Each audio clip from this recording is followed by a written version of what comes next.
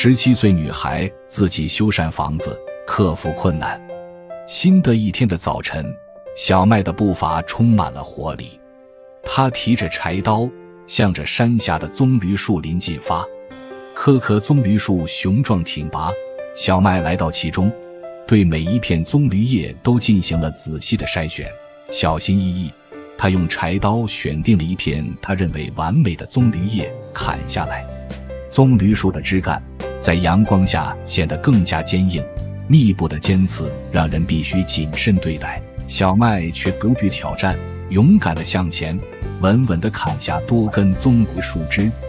一片片的棕榈叶将砍下的棕榈树枝拿在手上，手中的柴刀灵活地削开了锋利的尖刺。尝试劳动努力的辛勤劳作，使得小麦在处理棕榈叶的过程中流畅而高效。这尖刺饱满的棕榈叶在他的手下很快清理干净。小麦背起刚砍好的棕榈叶，迈着稳健的步伐归家。他一路上背着沉甸甸的棕榈叶，展现着不屈不挠的毅力和坚韧。回到家的他松了一口气，忙碌了一早上。他从房间拿出吃饭用的竹筒，装着清甜的山泉水喝了起来，稍作休息。小麦来到房屋后面，把刚才砍来的棕榈叶一片片地放到屋顶。他脱下水鞋，手足并用爬上屋顶。小麦就像一个细心的舞者，一片片地铺开棕榈叶，并用柴刀仔细修剪着不合适的枝干。棕榈叶是一种很好的防水材料，它的结构可以将雨水流走，使得屋内保持干燥。其次，棕榈叶还有保温和隔热的作用，在热带地区可以帮助阻挡炎热的阳光，使得房屋内部温度保持适宜。他把棕榈叶都铺在屋顶，不多时屋顶就铺满了棕榈叶。为了让棕榈叶可以稳固地铺在屋顶，小麦拿来了之前没有用完的竹子，压在了棕榈叶子上。然后他走进房间，疲惫但充满喜悦的小麦在房间中细心地检查着，露出满意的笑容。结束了屋顶的修补工作后，小麦带着未耗尽的热情走到了门外的山坡上。他打算在这里打造一个堆放木材的地方。为了更好的生活，他总是善于发现和把握身边的一切。小麦像一位熟练的舞者，砍刀在他手中如同一条醒目的银丝般在草地上飞舞。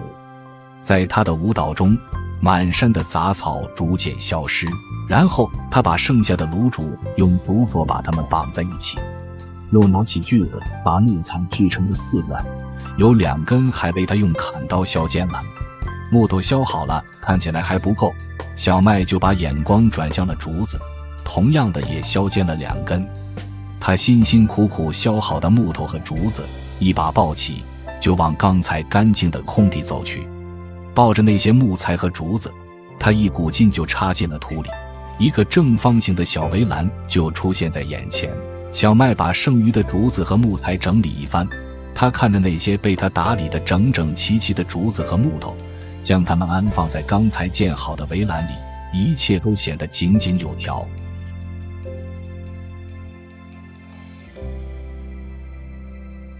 新的一天正悄然展开，小麦，一个简单又勤劳的女孩，清晨便走出家门，循着田地的小路向村里前进。来到村里的道路旁，小麦看到了许多的垃圾、塑料瓶、易拉罐和其他废弃的垃圾。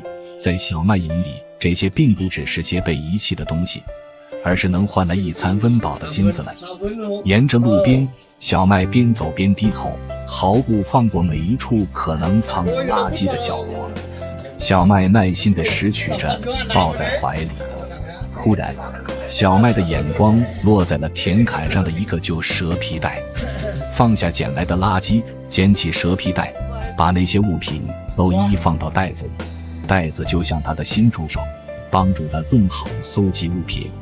小麦每次弯腰站直捡起物品，都是为了生活所付出的努力。摩托车的呼啸声，别人异样的目光，都阻挡不住他前行的脚步。因为小麦明白，生活的美好需要靠脚步追寻。小麦的袋子渐渐被塑料瓶、易拉罐填满。他手中的蛇皮袋随着收集物越来越重，但他并不感到疲倦，反而看到了胜利的希望。就这样，小麦拖着蛇皮袋行走在村里的小路上、臭水沟里，那些有可能有垃圾的地方。在一处厂房后面的臭水沟旁，小麦捡拾着易拉罐。突然，他在寻找中遇到了一个意外的小精灵，一只被遗弃的可爱小猫。那只小猫孤独地趴在垃圾堆里，被筐子压着，体态瘦小，毛色蓬乱。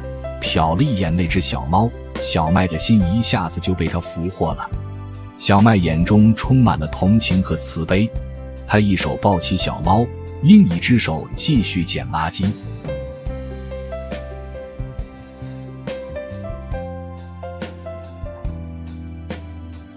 老板一个个地数着小麦今天的收获，他的心充满了满足与喜悦，因为他知道自己不仅换了钱，还救了一个生命。他带着开心地抱着小猫走在回家的路上，经过昨夜大雨洗礼的街道，泥泞不堪。快回到家的小麦在路边发现了很多的野菜，他抱着小猫摘取着。雨后的大地就像被洗涤过的画布，清新而富含生机。野菜就在这片生机勃勃的大地上悄然绽放，嫩叶犹如初生的蝶翼，呈现出淡淡的绿意，充满了生机和活力。小麦摘取了一把的野菜，便回了家。回到家的小麦放下小猫，生起了火。他提了一锅水烧热，以指凉爽的平台。在他的手下，小猫即将度过它的生涯中首次洗礼，虽华丽而未知。小猫的紧张感伴随着挣扎，然而在小麦的手中，它渐渐地适应。毛发经过清洁和护理后，小麦轻轻地拿起头巾，为小猫身体的每一寸皮肤进行擦拭，最后将它小心地放在火堆旁，让它的毛皮再次恢复温暖和干燥。小麦开始为今晚的晚餐忙碌，他先是把米放到锅里拿去清洗，然后把锅架柴火堆上熬煮着。在这个过程中，小猫仍安静地守在一旁，静观着小麦忙碌的身形。当天色趋于昏暗，小麦点燃油灯，照亮了他那误入此地的野菜。他先用叶子为小猫适当地铺设了食物，然后又准备了自己丰盛的一餐。在黄昏的油灯下，他端起自己的饭菜，安详地品味生活所赐予的美好，让疲惫的身体恢复能量，享受着这温馨的瞬间。清晨细雨点点，小麦拿着锄头来到门口的坡地上。小麦打算在这里开垦出一块地，种点东西。小麦解摸锄头，开始清理家门前那块杂草丛生的斜坡。他用力地挥起锄头，每一次挥动都能带起土地上的杂草。小麦收养的那只小猫就悠闲地窝在清理了杂草的地上，一边侧着头看着小麦，那绿色的大眼睛里满是对小麦的好奇和亲近。就这样，一锄头一锄头地挥着，他持之以恒地进行着。杂草已被清理得一干二净，轻易的看似如此，但背后的辛劳，只有像小麦这样脚踏实地的人才能品尝到。清理完杂草后，他开始翻地，脚先试探着地的硬度，然后用力地挥起锄头。咚一声，锄头凌空落下，每一次挥动都能看到土地在升腾的泥土中稍作反抗，挥舞着锄头，把挂在杆上的清脆声响搅动起来。每一下击打是对生活默不作声的抵抗，那坚硬的泥土在他一次次的挥舞中慢慢变得松散。他不断地翻动土壤，脸上的汗珠一颗接一颗地滑落，但他并不停息，只是更加用力地握紧锄头，再次扬起锄头，瞄准了下一块地。在不远的地方，一个身影正在悄悄接近，他手持一片大大的芋头叶子，一次掩盖自己的面容，巧妙地隐藏在一棵大树后，窥视着正在忙碌的小麦。小麦在一天的疲劳工作后稍微休息，他感觉有人在偷瞄，好像觉察到了不寻常的气息。小麦快速地朝护栏外望去，他悄悄的一步，决心寻找这个闯入者。然而他捕捉不到任何的动静，树木间安静地伫立着，似乎什么都没有。他望向护栏外，然而却什么也看不到。小麦返回地里继续劳作，然后就在太阳准备收工的时候，那把锄头突然间断了。小麦手中仅剩下那个木质的手柄，头上的铁部分已经脱落。显然一整天的辛苦劳作，锄头也没能承受住。小麦看着手中的残头，无奈地皱皱眉头就收工了。随着太阳缓缓落下，天空被暮色所笼罩。小麦点燃了油灯，来到了简易的灶台旁。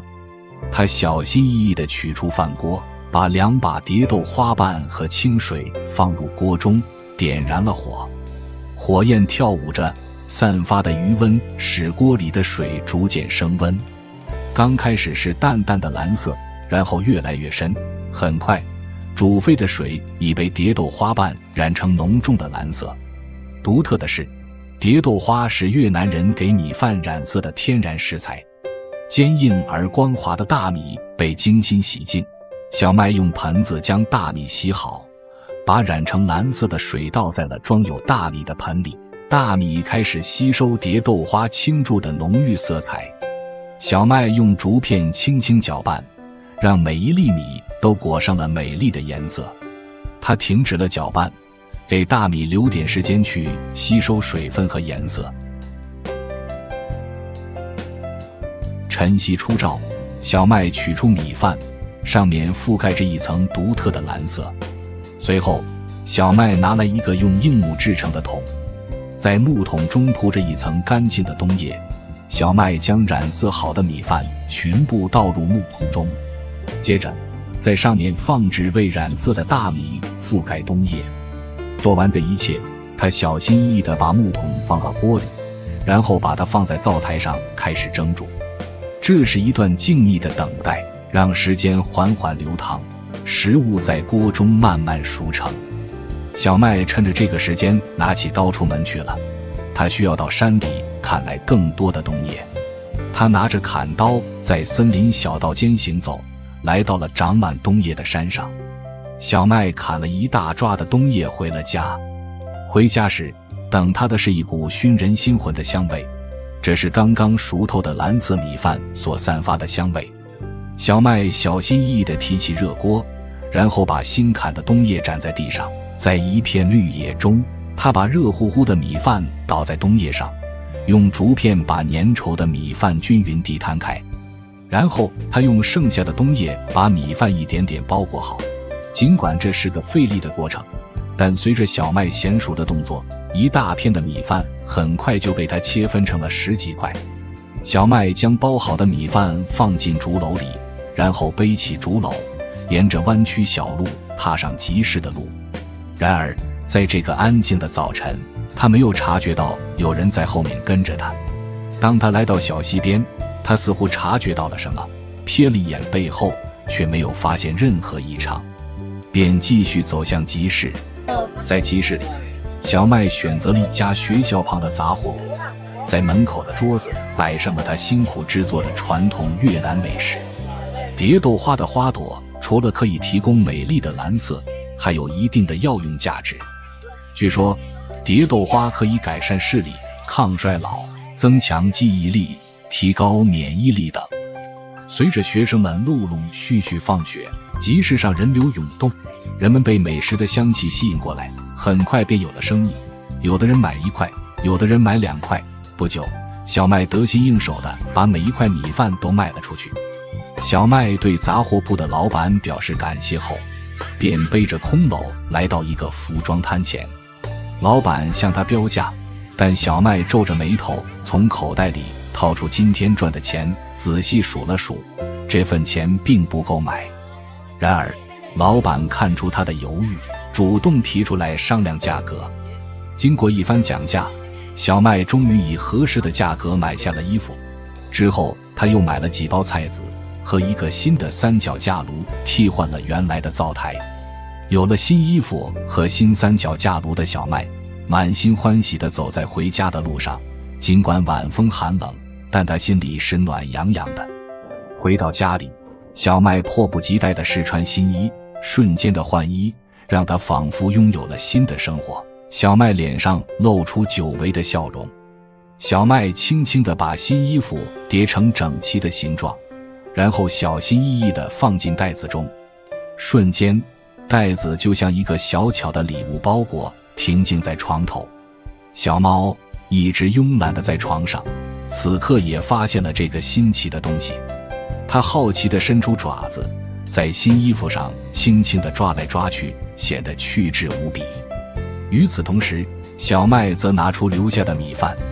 小麦开始品尝米饭，他轻轻地用手抓起一把米饭，小心翼翼地送入口中。米饭在舌尖上化开，甘甜的味道在嘴里弥散开来，他眼中闪动着满足的光芒。而那只乖巧可爱的小猫此刻也跳到旁边的石头上，蓝色的眼睛闪烁着晶莹的光芒。小猫开始用舌头舔自己的爪子，仿佛正在享受一场猫咪的 SPA 时间。吃饱了饭，小麦开始忙碌起来，他打算修理那把昨天坏掉的锄头。他用力把固定在木头上的铁钉敲出来，然后用原来那根木棍一头削尖插进锄头上，又用刀把它猛砸几下，把木头和锄头头紧紧地固定在一起。修好锄头后，小麦开工了。他挥舞那把重铸后的锄头，继续在那片还未完成的坡地上劳作。舞动锄头，干净利落地把土地翻了个遍，然后趁着刚翻过的土还热乎，小麦把锄头翻过来，就像一把巨大的锤子，狠狠地把那些粘连在一起的泥土敲散、疏松。他的动作熟练有力，那把锄头在他手中犹如一把乐器，演奏出丰收的旋律。小麦用尽全力挥舞锄头，一次又一次把那个泥块撞击到松软，最后那些泥土像是被魔法触摸后变得柔软而松散。小麦手持锄头，弯腰在田地里费力地挖掘，他把土地啪嗒啪嗒地开出一道一道的沟，然后再横向挖出几道，把田地分成了一个个小区域。完成这一切后，小麦回到屋子里，把这段时间用火做饭留下的火灰放到蛇皮袋里，来到田地边，在那个整理得如同棋盘一样的田地上，小麦用手一把一把地抓着火灰撒，尽可能地保证撒得均匀，保证每一小块土地都能分享到灰的滋养。接下来，小麦拿出早上买来的一些菜籽，手一挥，一粒粒的籽都落在那个已经准备的就绪的土地上。他走到每一块土地前，轻轻撒下菜籽，就像是在播撒希望。不同的地形撒上不一样的种子，然后把种好的菜籽都用泥土掩盖了起来。用这样劳累但是充实的方式，小麦结束了今天的劳作。你一定无法想象，曾经被酒鬼继父赶出家门的小麦，现在竟然能凭借自己的努力过上这样的生活。小麦是个勤快又聪明的女孩，她总是能在生活的困难中找到属于自己的出路。太阳刚刚升起，小麦就已经打理好家出门，肩上扛着她的竹篓，准备展开一天的忙碌。她早上的任务是到旧邻居那里采购生姜，然后拿到市场上去卖。山野乡村的清晨清新宁静，小麦穿梭在田野间，风里都带着泥土和生长的气息。约莫行走了半小时，小麦来到邻居的菜地。由于昨天已经说好，邻居早早的就来到田地等他，远远看见小麦的身影，便热情地向他打招呼。小麦放下竹篓，与邻居亲切交谈，然后开始采摘生姜。邻居的生姜并不是种在地里，而是用蛇皮袋装着泥土，种在蛇皮袋里，这样一来，拔起来就更加方便快捷。小麦一把就将生姜根从泥土中抽出来，看着手中饱满的生姜，他露出了满意的笑容。很快在小麦的努力下，生姜就拔好了。他们两个迅速地将生姜整理好，抖掉大部分泥土，然后用刀将生姜叶子修掉，最后用竹绳捆拴在一起。整理完的生姜一一地被小麦放进篓子里。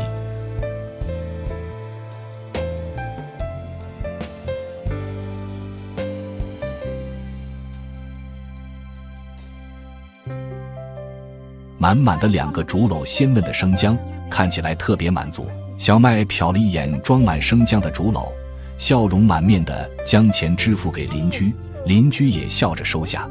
在这一片宁静的乡野中，晨曦中的小麦正在为自己新的生活稳步前行，他的笑容，他的努力，都在向我们诉说着生活的无限可能。小麦挑起那沉甸甸的竹篓，在那人烟稀少的乡间小路上，偶尔有几个孩子在路边戏耍。他走了大约3公里，终于来到了集市。小麦挑着生姜，在路边找了一个空地摆起摊来。小麦从肩膀上小心翼翼地卸下装满生姜的竹篓，开始准备售卖生姜。小麦的生姜摊位就坐落在这熙熙攘攘的集市上。集市位于小镇的中心，周围环绕着各种各样的商铺和摊位，几乎应有尽有。小麦站在那里，静静地注视着集市的喧嚣，每一个过路的人都可能成为他的顾客。偶尔有客人过来询问价格，但是没有购买。不多时就来了一位先生，询问了小麦价格后，挑选了3斤的生姜，付了款就离开了。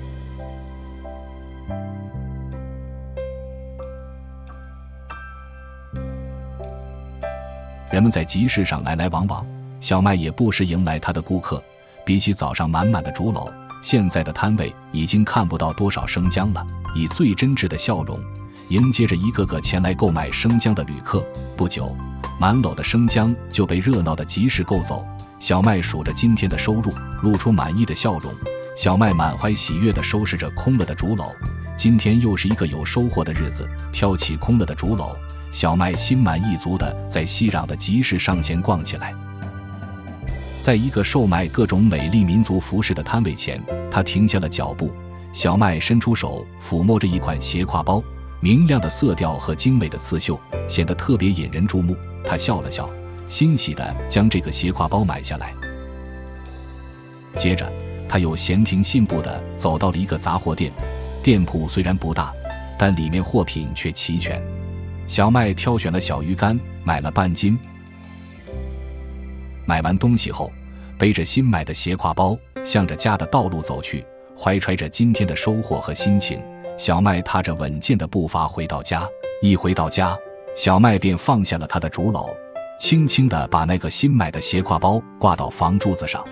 他慈爱地抚摸它，仿佛能感受到手工编织而成的坚韧和温暖。此刻的小麦心中满是喜悦。一天的繁忙下来，小麦肚子已经咕咕叫了。他先是添上火，然后将白米倒入饭锅，轻轻地冲洗，去积于梁上的杂质。清洗干净后，他将饭锅放在炉火上，大火倾泻出猛烈的热度，饭粒在锅中慢慢吞噬热力，开始膨胀。小麦又拿来另一个锅，开始准备炒制今天新买的鱼干。他先是倒入了适量的食油，然后轻轻撒入鱼干，小心翼翼地翻炒。鱼干在锅中翻滚，释放出香味，逐渐弥漫在整个房间。煮好的饭和鱼干，他没有急于享用，相反，他用那双满是温度的手为他的小猫先准备了食物。小麦慈爱地把饭放到冬叶上，然后把炒好的鱼干撕成细小的块，轻轻地撒在饭上。小猫的晚餐就这样精心准备好了。他来到床头，温柔地把小猫抱到饭前，随后小麦才淡然地清洗手，微笑着坐下，开始享受自己亲手烹制的饭菜。他静静地品味着自己用心做出的美食，幸福满满，满足至极。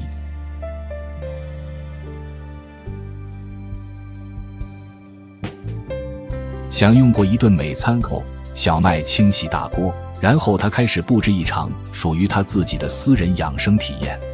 小麦给自己准备了一些香气扑鼻的柚子叶和药草，这些都是他认为最适合自己的东西。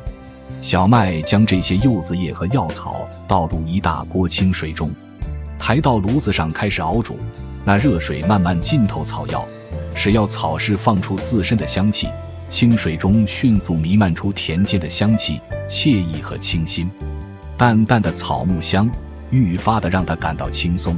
沐浴水在静静地热着，正满满的在炉火上煮沸。小麦将热水轻轻抬到旁边简陋但清洁明亮的浴室里，他又为自己准备了一盆清冷的水，以便在洗的时候使用。然而正在这一刻，一个陌生人正悄悄地从门外的田野走来，并朝着小麦浴室的方向走去。他的头上戴着能挡住脸庞的帽子，步伐轻盈，小麦完全没有察觉到他的到来。那个人就像一只悄无声息的猎豹，而小麦就如同那无意识的猎物。小麦正在沐浴，不知道外面发生了什么，而那充满暖意的水和悠闲的气息让他感到异常的安逸和放松，仿佛一切都瞬间远离了他。而那个戴着帽子的人却正在偷窥着完全忘我的小麦，那双眼睛直勾勾地看着他，仿佛是在观察着什么。